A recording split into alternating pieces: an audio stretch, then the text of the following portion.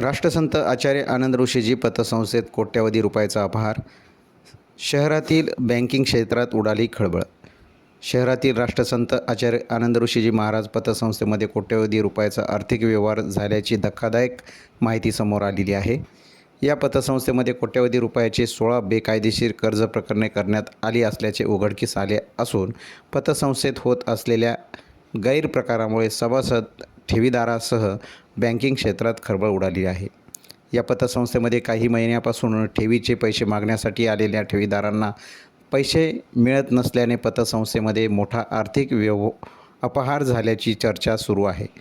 संगमनेर शहरातील जांता राजा रोडवरील राष्ट्रसंत आचार्य आनंद ऋषी महाराज पतसंस्थेमध्ये काही महिन्यापूर्वी गडबड झाली होती.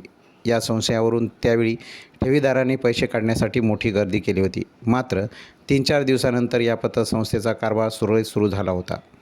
या दरम्यान ठेवीदारांना दर 3 दिवसाला 15,000 रुपये देण्यात येत होते. मात्र ही रक्कम देणे बंद झाल्याने गेल्या काही दिवसापासून पुन्हा ही पतसंस्था वादाच्या भोवऱ्यात अडकलेली आहे.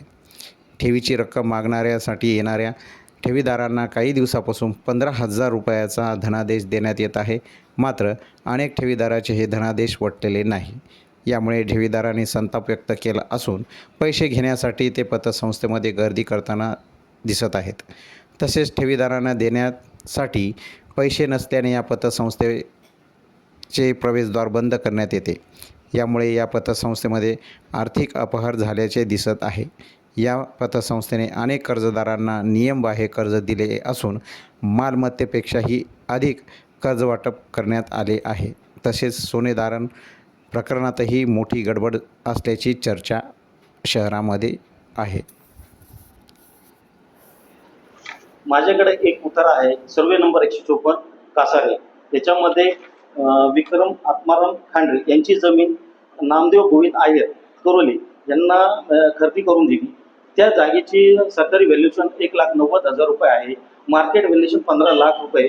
त्याच्यावरती नामदेव गोविंद आयर, जिजाबापू शिंगोटे यांना 75 लाख रुपये म्हणून 1.5 कोटी रुपये देण्यात आलेले आहेत. याची बी चौकशी व्हावी. यांना त्यांची देखील माहिती नाहीये, यांना कोणती पूर्वकल्पना नाहीये. फक्त सह्या आणि सह्या करण्यातच आलेल्या आहेत. बाकीची पूर्वकल्पना त्यांना कोणतीच नव्हती. आपल्या समोर माझ्या शेजारी आपला नंदू सुभाष वरपे निंबा टेंबी ही इथं बसलेले आहेत. त्यांच्या नावावरती 70 लाखाचं लोन केलं. त्यांना 15 लाख रुपये आरटीजीएसने देण्यात आलेले आहेत. इतर पेमेंटची चौकशी केली असता आम्ही सांगू शकत नाही, तुम्ही तुमचं बघून घ्या काय असेल ते. अशा पद्धतीने आरेरावीची भाषा मॅनेजर साहेबांनी केली आहे. त्याच पद्धतीने वागणूक ते देतात. आम्ही 3 वेळा त्यांना बँकेला विनंती अर्ज पण पाठवला. त्याच्या पोच देखील आमच्याकडे आहे. आता सुद्धा त्यांच्याकडे पोच आहे. मी ती पोच सुद्धा तुम्हाला जे दाखवतो.